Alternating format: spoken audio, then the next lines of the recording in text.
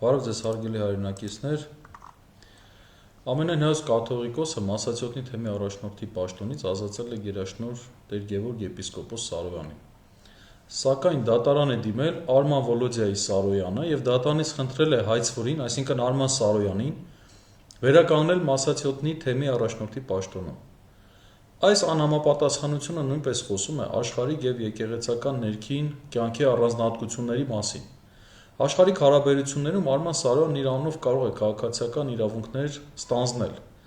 սակայն ներեկեղեցական աշխարհում նա Արման Սարոյանը չէ, նա հրաժարվել է իր այդ անունից և գործում է որպես Տեր Գևորգ եպիսկոպոս Սարոյան։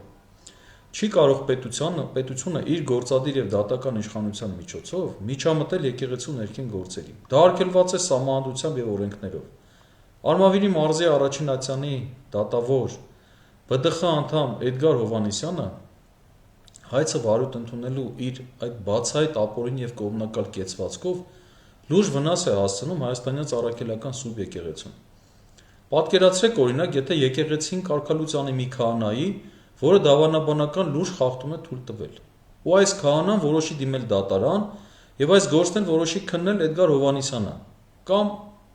մի աթեիստ որևէ դատավոր, ինչ է լինելու հետևանքը։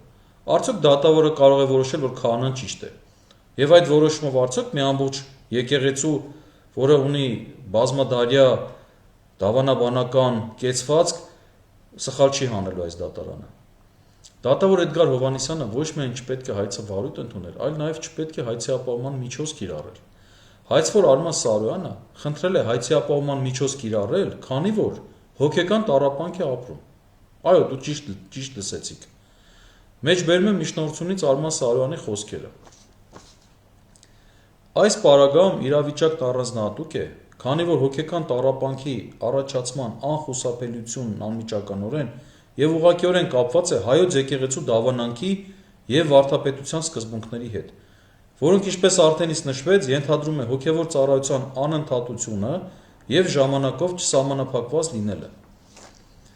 Եվ դատավոր Էդգար Հովհաննիսյանը, ով նաև քննում է մյուս դատավորների կարգապահական գործերը, այստեղ էլ չի տեսել, որ վեճը առնչվում է ներեկեղեցական աշխարհին,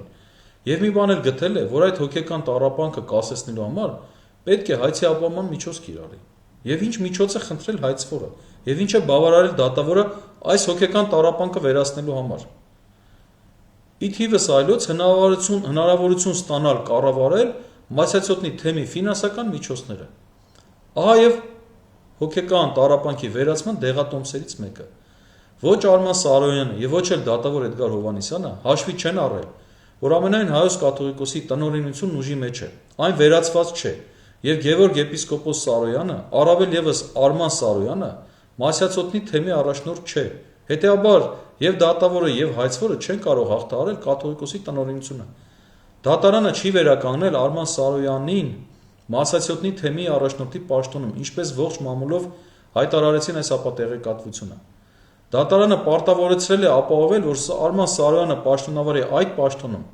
Դա չի կարող ապահովել առանց կաթողիկոսի տնօրինությունը վերացնելու, այն տնօրինությունը, որը վեճի առարկա է և որի վերաբերյալ դատանը վճիռ չի կայացրել, և բնական է, մեր կարծիքով չի էլ կարող կայացնել։ Ուսումնասիրել են վերջի շրջանի 50 քաղաքացիական գործ, որոնք գտնվում են դատավոր Էդգար Հովհաննիսյանի վարույթում։ Դրանցից ոչ մեկով դատավորը մեկ օրում հայցադիմը վարույթ չի ընդունել։ Մեկնաբանություններում կտեղադրեմ այդ 50 գործերի համարները, կարող եք ստուգել Datalytics համակարգով։ Դատավոր Էդգար Հովհաննիսյանը մի պարադոքսալ մոտեցում է ցուցաբերել։ Արման Սարոյանի հայցադիմումը աշխատանքային վեճին չի առնչվում։ Նույնիսկ այդպիսի ակնարկ չկա և հայցվորը աշխատանքային օրենսգրքից որևէ դրույթ չի վկայակոչել, այն պարզ պատճառով, որ իրոք աշխատանքային վեճ չկա։ Դատավոր Էդգար Հովհաննիսյանը հայցադիմը վարույթ է ընդունել ընդհանուր կարգով, քանի որ աշխատանքային վեճի դեպքում հայցը վարույթ է ընդունվում հատուկ հայցային վարույթի կանոններով, իսկ այստեղ որոշակի առանձնահատկություններ են գործում։ Չնայած սրան, մայր աթոռից դատավորը պահանջել է պատասխան և փաստաթղթեր ներկայացնել աշխատանքային վեճի համար նախատեսված հատուկ վարույթի կանոններով։ Այստեղ ժամկետներն ավելի կրճատ են և հստակ որոշակի պարտականություն կա պատասխանողի համար։ Այստեղ դատավորը փորձել է հայցվորից ավելի հայցվոր գտնվել և առավելագույնս պաշտպանել հայցվորի շահերը։ Էդգար Հովհաննիսյանը մոռանում է, որ պատասխան է տալու օրենքի և Աստծու առաջ, մնացածը դատարանում, Դատական նիստը նշանակված է 2026 թվականի փետրվարի 6-ին ժամը 11-ին Էշմիածին քաղաքի Գրիգոր Լուսավորիչ 15 հասցեին։ Սա էլ է հետաքրքիր, Գրիգոր Լուսավորչի անունը կրող փողոցում տեղակայված դատարանում որոշվելու է ինչպես վնասել Լուսավորչի միջոցով պետության կողմից ճանաչված Սուրբ եկեղեցուն։ Լավ մնացեք։